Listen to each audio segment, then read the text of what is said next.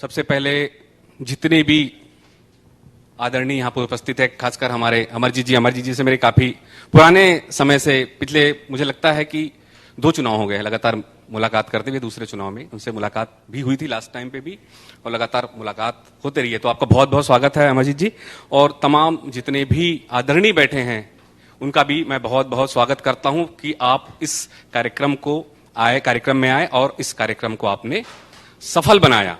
आपकी उपस्थिति, गरिमा में उपस्थिति है, वो हमारे लिए बेहद गौरवशाली और बेहद हमारे चैनल के लिए अच्छा, ये हम लोग के चैनल के लिए आशीर्वाद है। मैं थोड़ा सा 2 लाइन बस चैनल के बारे में बताना चाहूंगा। लास्ट मार्च से हमने चैनल शुरू किया हुआ है, TV 24 news channel, Madhya Pradesh Chhattisgarh. लगातार हम छत्तीसगढ़ की खासकर खबरों को प्राथमिकता से दिखाते हैं, हर छोटी और हर बड़ी खबरों को कोशिश करते हैं। जन सरोकार से जुड़ी खबरें, राजनीति से जुड़ी खबरें, सरकार के जो तमाम योजना है, बड़ी योजना, हम उनको जनता तक निष्पक्ष रूप से कोशिश करते हैं पहुंचाएं कि जनता का क्या उस पे रिएक्शन है, और उसमें हम या जो सरकार है वो किस लेवल पर कैसा काम कर रही है। तो दोनों के बीच की हम कड़ी होते हैं। जब तक से जनता नहीं बताएगी कि यहां पर कमी है, या इस तरह से कमी है, या इस तरह की सुविधाएं नहीं मिल पा रही है, या सरकार ने योजना बनाई हम तक नहीं आ पा रहा है, हम माध्यम होते हैं जो सीधे सरकार तक, शासन तक पहुंचाते हैं। तो हमारा एक प्रयास है कि हम लगातार छत्तीसगढ़ को लेकर, क्योंकि छत्तीसगढ़ मेरी खुद की भी जन्मभूमि है, तो मुझे बहुत प्यार है अपने छत्तीसगढ़ से, तो मैं छत्तीसगढ़ को लगातार प्रयास करता हूं कि जितनी भी खबरें हैं और सार्थक खबरें वो आप लोग तक पहुंचे। और आप निश्चित रूप से भी साल भर में हम चैनल अभी टाटा प्ले पे 1187 नंबर पे आता है, और अभी बहुत सारे ओटीटी पे प्लेटफॉर्म पे भी है, और आने वाले समय हम एयरटेल और फ्री डीटीएच होता है जो ग्रामीण तक भी रहता, वहां तक भी हम जाने वाले हैं। तो अभी ये हमारा प्रयास है, और आने वाले समय में मुझे आशीर्वाद लगातार सीएम साहब का ही मिलता रहा है, क्योंकि जब चैनल भी हम शुरू कर रहे थे तब सीएम साहब से हमने चर्चा भी किया था कि सर हम भैया की, मैं छत्तीसगढ़ी में बता रहा हूं आप लोग को कि भैया मैं न्यूज चैनल शुरू करा था, आप मन के आशीर्वाद चाहिए, क्योंकि मेरे बहुत पुराने से उनके साथ काफी समय से संबंध रहा है शुरू से ही। तो उन्होंने कहा ठीक है शुरू करो, मैं हूं साथ में। तो एक्चुअली आप इतना ही आशीर्वाद काफी होता है कि आप साथ में, तो आपको मनोबल मिलता है इन सब चीजों से। ताकि हम पिछले 15 साल 18 साल से पत्रकारिता कर रहे हैं, तो वो देख रहे हैं, तो हमको भी लगता है कि कुछ अच्छा हो जाए सरकार के लिए, जनता के लिए, अपने छत्तीसगढ़ के लिए।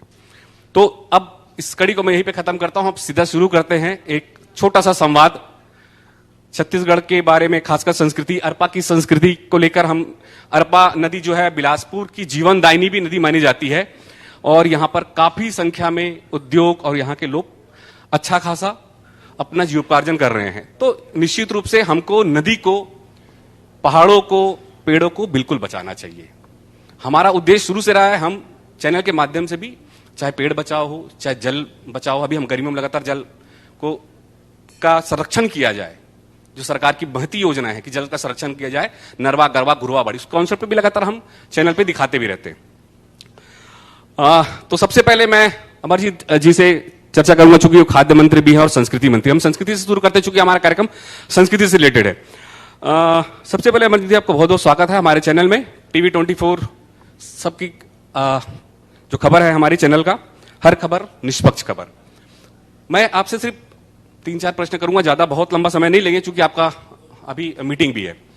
सबसे पहला मेरा प्रश्न यह है कि हम पूरे प्रदेश भर की जो नदियां हैं, अरपा तो बहुत महत्वपूर्ण है, लगातार इस पे आप लोग योजना बनाकर भी काम कर रहे हैं, तो अरपा नदी के संरक्षण और संवर्धन के लिए हम किस तरह से काम कर रहे हैं जी?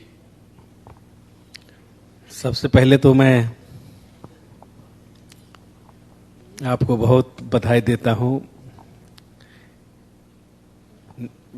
न्यूज टीवी 24 परिवार को, जो हमारी संस्कृति, हमारी धरोहर कार्यक्रम के तहत आज अरपा प्राधिकरण के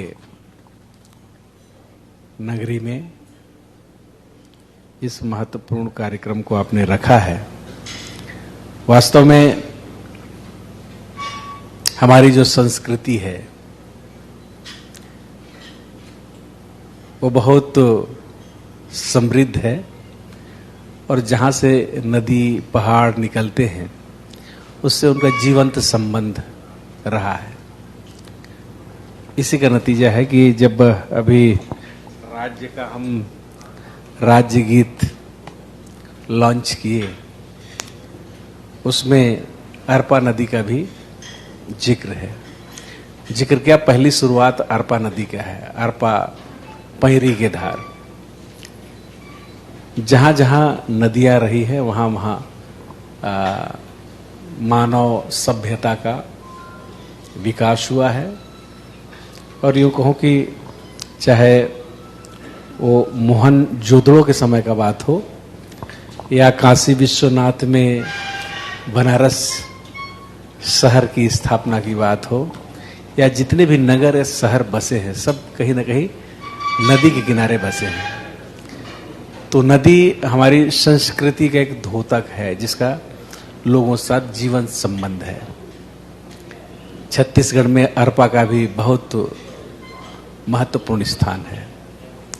हमारे राज्य गीत का पहला अंतरा वहीं से शुरू होता है।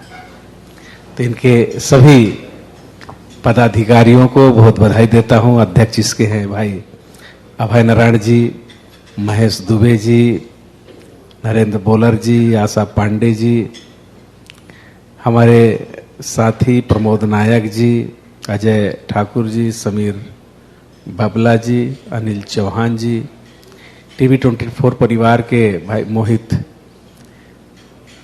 तिवारी जी, मोहित साहू जी, राकेश दुबे जी, रविंद्र महवई जी, और इसके सूत्रधार रहे मोहन तिवारी जी, जिन्होंने कहा कि भैया अगर आप आ जाओगे तो मेरी शादी हो जाएगी।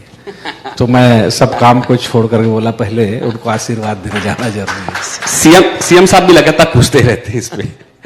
तो मैं अभी 125 किलोमीटर से आया हूं और केवल इसी कार्यक्रम के लिए आया हूं, और इसके बाद फिर इस कार्यक्रम के बाद फिर वापस हो जाऊंगा।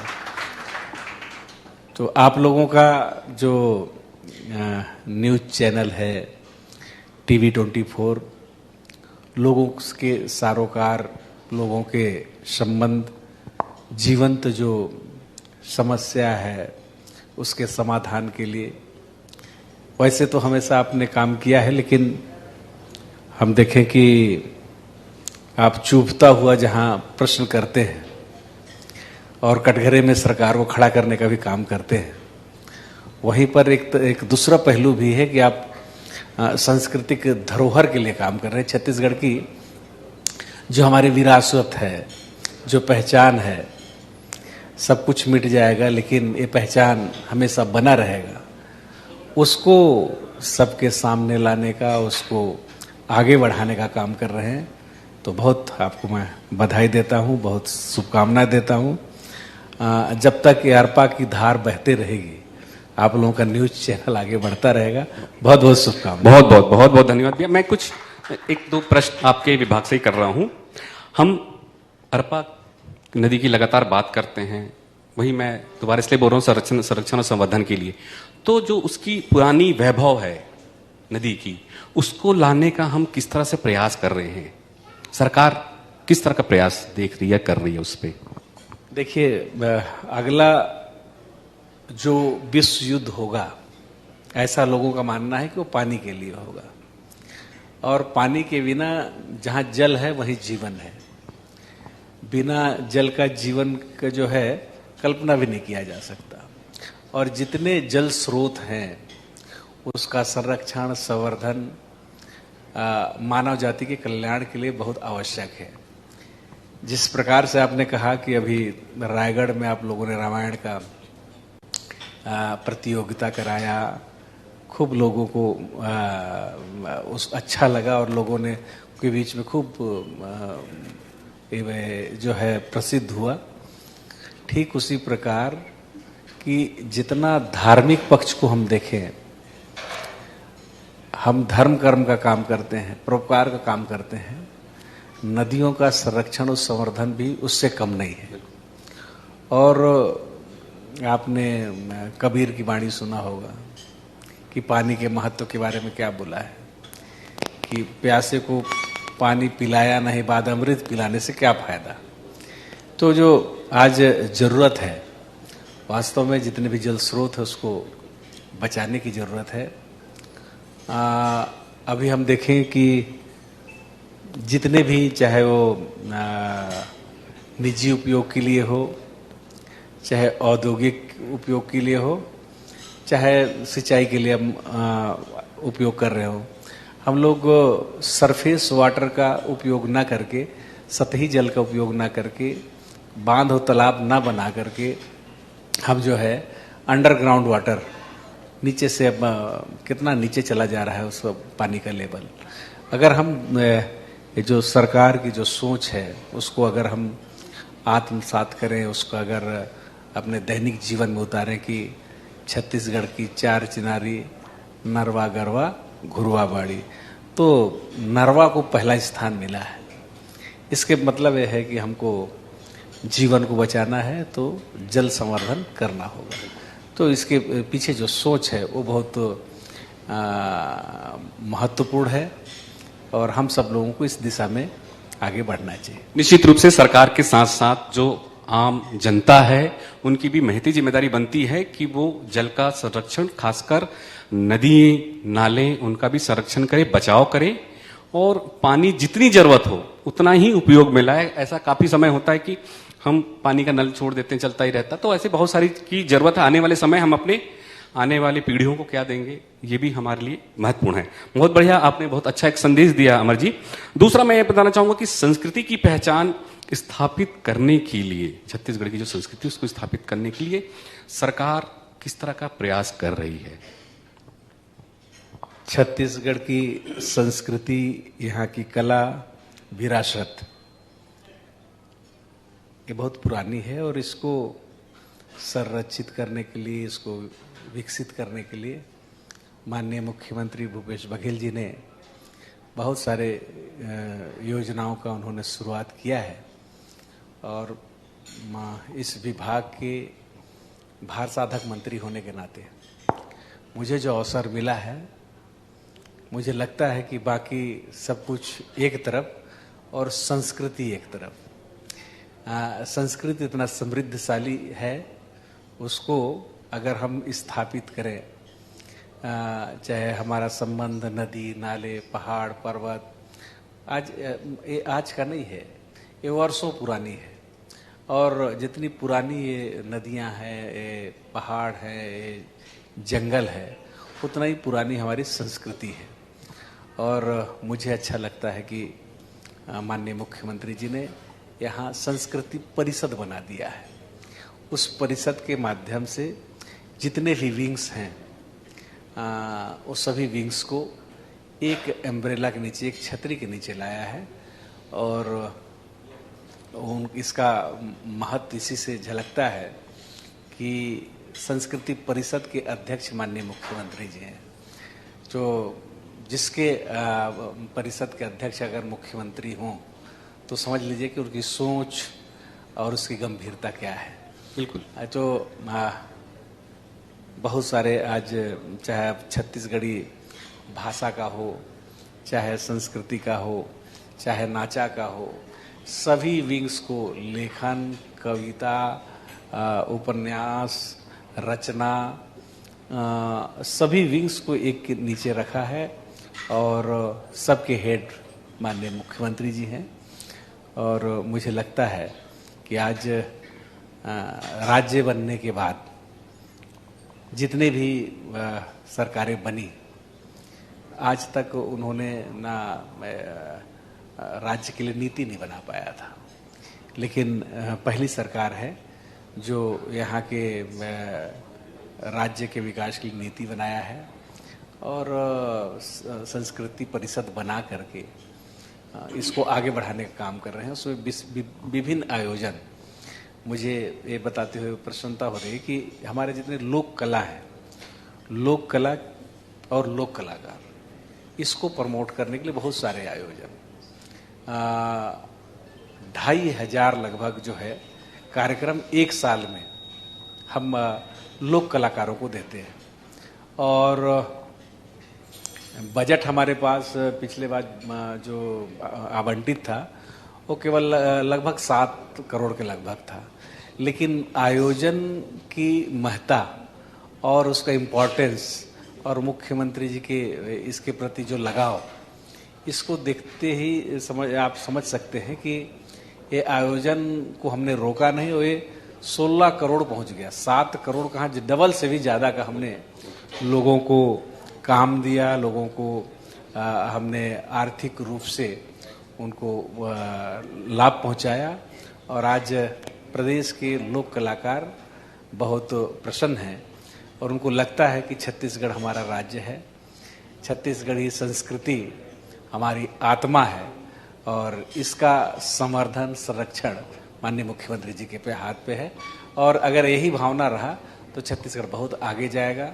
आपने देखा होगा कि आदिवासी नृत्य महोत्सव जो प्रदेश में एक मतलब कई महत्वपूर्ण आयोजन में से एक है, जिसमें देश और दुनिया के लोग छत्तीसगढ़ की संस्कृति को यहाँ के आदिवासी नृत्य महोत्सव के माध्यम से देखते हैं।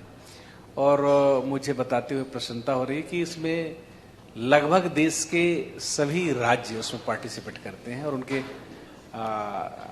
कलाकार दल भी आते हैं और विभिन्न प्रकार के आयोजन वहाँ पर देखने को मिलता है, जिसको देश और दुनिया में सराहा जाता है। पिछले आयोजन में लगभग 9 देश के विदेशी प्रतिभागी दल भी आए थे और संस्कृति में ही वो ताकत है कि जो सबको, विभिन्न विचारधारा के मानने वाले लोगों को, विभिन्न राजनीतिक दल के लोगों को एक छतरी के नीचे एक स्टेज में लाने का ताकत केवल और केवल किसी में है तो संस्कृति में है। और उन्होंने करके दिखाया। आज तक आप लोगों ने पक्ष और विपक्ष के नेताओं को एक साथ थिरकते हुए नहीं देखा होगा, लेकिन रायपुर के प्रथम इसमें द्वितीय आयोजन में जब माननीय राहुल गांधी जी आए थे और उसमें लोकसभा की तत्कालीन अध्यक्ष मीरा कुमार जी भी थी, यहाँ के नेता मुख्यमंत्री जी तो थे ही, नेता प्रतिपक्ष भी थे और पूर्व संस्कृति मंत्री बृजमोहन जी भी थे, धर्मलाल कौशिक जी भी थे नेता प्रतिपक्ष। पक्ष और विपक्ष ये सारे मंत्री और विधायक और महामहिम राज्यपाल सब लोग एक साथ एक थीम में थिरकते हुए दिखे। तो मैं इसलिए मैं कहता हूँ कि जो गंभीरता, जो ताकत, जो समृद्धता संस्कृति में है वो कहीं और नहीं है। और हमारी संस्कृति जितना समृद्ध होगी, जितना मजबूत होगी, उतना ही प्रदेश मजबूत होगा और आगे बढ़ेगा। निश्चित रूप से बहुत बढ़िया आपने कहा कि संस्कृति ही एक ऐसी धानी है या एक ऐसा कला है, संस्कृति जो कितने भी विचारधारा के लोग हो, पक्ष विपक्ष हो, बहुत बड़ी बात, अच्छी बात। और सरकार का एक बेहतर प्रयास ये दिख रहा है कि हम भले ही कितने ही विचारधारा से अलग हो, लेकिन एक मंच पे जाने के बाद जब संस्कृति की बात आती है हम सब एक हो जाते हैं। निश्चित रूप से बहुत बढ़िया काम। इवन इसके अलावा हमने ये भी देखा, सीएम साहब ने तो लगातार होली के कार्यक्रम, महिलाओं से जो लगातार जो महिलाओं कार्यक्रम अपने आवास में बुलाकर वो उस तरह के कार्यक्रम कर रहे हैं। छत्तीसगढ़ से जितनी भी, चाहे वो बैलगाड़ी का हो, बहुत सारे। जी जी, ये उसी को मैं बोल रहा था। जी जी, जितने भी छत्तीसगढ़ के पारंपरिक त्योहार हैं, बिल्कुल, चाहे वो पोला हो, चाहे वो हरेली हो, चाहे वो छेरछेरा हो, कर्मा हो, सभी त्योहारों को खुद बड़े मजे से मनाते हैं और सभी को आमंत्रित भी करता है। ऐसा कोई त्योहार का आयोजन नहीं रहता है जो कि सीएम हाउस में उसका आयोजन ना हो। तो लगता है कि ये हमारी संस्कृति है, हमारा रीति रिवाज है, हमारा त्योहार है। और आप पुन्नी मेला में देखते होंगे जब दरिया में कैसे वो स्वयं जो है वो डुबकी लगाते हैं। तो जब प्रदेश का मुखिया कोई चीज को आत्मसात करता है, तो भी सुबह 3-4 बजे जाके डुबकी तो लगाते हैं सीएम साहब। उस दिन मेरा मोबाइल बंद रहता है, कहीं फोन मत आ जाए इसलिए हमको सभी को अपने अपने संस्कृति में एतबार होना चाहिए, सबको गर्व होना चाहिए। अब सबको अगर आप अपनी संस्कृति पे गर्व करेंगे तो आपकी संस्कृति और मजबूत होगी और प्रभावशाली होगी। तो मैं सभी को इसके लिए बहुत शुभकामना बधाई देता हूं कि सभी लोगों ने इसको सराहा है। निश्चित रूप से हमारी संस्कृति जो भाषा भी है, संस्कृति हमारी, लगातार भाषा पे भी काम कर रहे हैं हम छत्तीसगढ़ी को लेकर, ताकि उसको भी एक आयोग का भी आप लोगों ने गठन किया हुआ है छत्तीसगढ़ी जो भाषा है उसको लेकर, तो उस पर भी लगातार आप लोग काम कर रहे हैं ताकि छत्तीसगढ़ी की महत्व को लोग समझे, संस्कृति को भी समझे। छत्तीसगढ़ी राज्य आयोग, छत्तीसगढ़ी राज्य भाषा आयोग हमने अलग बनाया है और मैंने कहा ना कि सभी विंग्स एक संस्कृति परिषद के अंदर आते हैं जिसके हेड जो है माननीय मुख्यमंत्री जी होते हैं, हम उसमें विभागीय मंत्री हैं। अभी जो रायगढ़ में आयोजन हुआ था उस आयोजन को भी छत्तीसगढ़ी राज्य भाषा की तरफ से उसको आयोजन किया गया था। तो बहुत सारे जो कार्यशाला हैं, बहुत सारे जो आयोजन हैं उसको इस विभाग से समय समय पर किया जाता है और सभी संभाग में, सभी जिला मुख्यालय से लेकर के और प्रदेश स्तर के कार्यक्रम इसमें लगातार हो रहे हैं। तो हम कह सकते हैं कि हमारा प्रदेश हर क्षेत्र में खास करके संस्कृति और छत्तीसगढ़ी भाषा इसमें भी आगे बढ़ रहा है। उसका प्रभाव आपको सीधे सीधे देखते हुए मिलेगा कि मंत्रालय में, कार्यालय में, सब जगह आज लोग छत्तीसगढ़ी बोलते हुए दिखते हैं। एक थोड़ा सा मेरे जहन में हमेशा रहा है, अभी पिछले 4-5 साल से मैं देख रहा हूं, राम का मुद्दा भाजपा लगातार करती रही है। राम, आप लोगों ने सरकार बनते ही कौशल्या माता का मंदिर चंदखुरी में बड़ा एक भव्य आयोजन किया गया। अभी हाल ही में रायगढ़ में रामायण प्रतियोगिता, तो आपने राम का मुद्दा ही छीन लिया आप लोगों ने। तो देखिए, तो राम सर्वव्यापी है और हमारे छत्तीसगढ़ प्रदेश में तो लोगों के रग रग में राम बसे हुए हैं और हम जिस पार्टी से संबंध रखते हैं, कांग्रेस पार्टी से, हमारे नेता, हमारे जो राष्ट्रीय नेतृत्व के सूत्रधार महात्मा गांधी जी, जिनकी दैनिक शुरुआत राम भजन से होती थी, उस समय तक बाकी जो राम जी को आज पेटेंट करने वाले लोग, उस समय उन लोगों का अता पता नहीं था। उस तो राम जी तो आज से नहीं, शाश्वत से हैं और आगे भी रहेंगे। और छत्तीसगढ़ से जो उनका नाता है वो तो सबके दिलों में राज करने वाले हैं। जो संबंध है वो तो सबको, हृदय को स्पंदित करने वाला है कि छत्तीसगढ़ में माता कौशल्या का मैका और भगवान राम का ये ननिहाल, ये जो संबंध है ये कोई आज का नहीं है। और आप देखे होंगे कि सहज साहब जब बाल्यकाल में भी कि परिवार का कोई व्यक्ति, माँ या पिताजी या भाई, अगर किसी को ज्यादा अगर कड़ाई किए तो कहाँ भागते थे? नाना के यहाँ, नानी के यहाँ, है ना, ननिहाल। और संयोग देखिए आप कि जब 14 साल का वनवास हुआ तो भगवान राम सबसे ज्यादा लंबा समय छत्तीसगढ़ में उन्होंने बिताया है। भरतपुर हरचौका जो छत्तीसगढ़ की शुरुआत है, कोरिया जिला में पड़ता है, अब मनेंद्रगढ़ में पड़ेगा। वहाँ से हो करके रामगढ़, शिवरी नारायण और कोंटा के रामाराम तक विभिन्न जगहों में भगवान राम का आना हुआ है, उसका प्रमाण मिलता है। और संस्कृति से जो जुड़ाव है कि सुबह जब आप हम मिलें तो राम राम, काका राम राम, भाई राम राम, तो वो जो संबंध है शुरुआत सुबह से अपना राम राम से। पहला कोई अगर धान नाप रहा है तो राम राम, तो हमारे तो रग रग में बसे हुए, हमारे व्यवहार में बसे हुए हैं। तो भारतीय जनता पार्टी तो केवल वोट लेने के लिए उनको पेटेंट कर लिया था, बाकी राम तो सर्वव्यापी है, सबके हैं, सबके दुखों को हरण करने वाले हैं। तो ये किसी व्यक्ति विशेष का वो निजी संपत्ति नहीं हो सकते।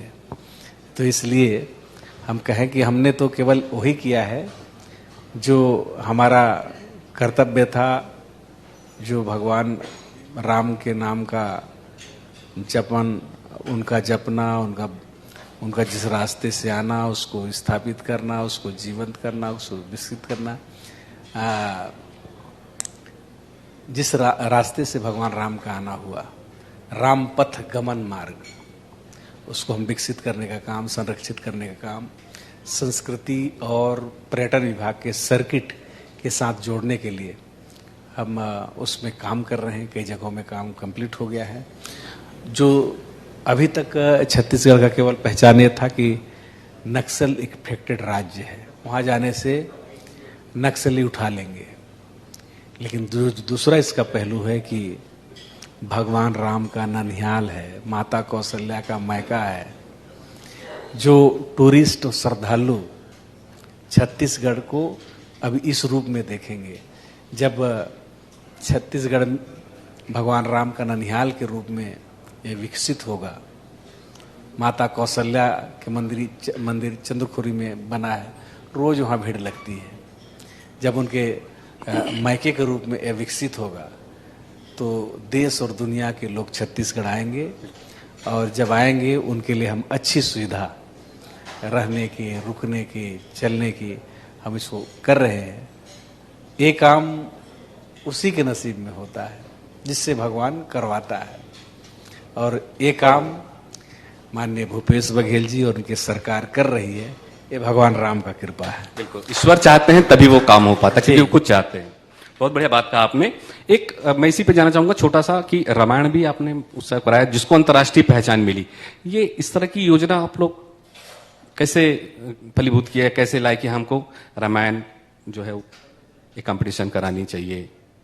देखिए, तो आपने सुना होगा कि हर सुख में दुख में, जब दुख में सुमिरन सब करे, सुख में करे ना कोई, और जब सुख में सुमिरन करे तो दुख काहे के होए। जो भगवान राम का अगर आराधना करता हो तो ऐसा मान्यता है कि हनुमान जी कहते हैं कि जो राम जी का नाम लेगा उसका हर कष्ट को हरने के लिए मैं हमेशा खड़ा रहूंगा।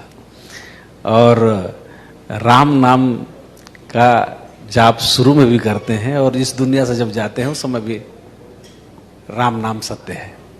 तो राम तो शाश्वत से है, हर सुख में हर दुख में।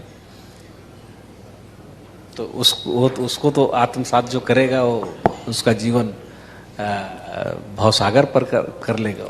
इसी तरह के बड़े बड़े जो आयोजन लगातार आप लोग कर रहे हैं, पिछले 4.5 साल से लगातार देख रहे हैं, पूरे देश भी देख रही है, प्रदेश भी देख रहा है, और भी इस तरह के जो संस्कृति है, आयोजन है, उनसे लोग और जुड़े, संस्कृति को और पहचाने, ऐसी कोई योजना और ला रहे हैं आप लोग?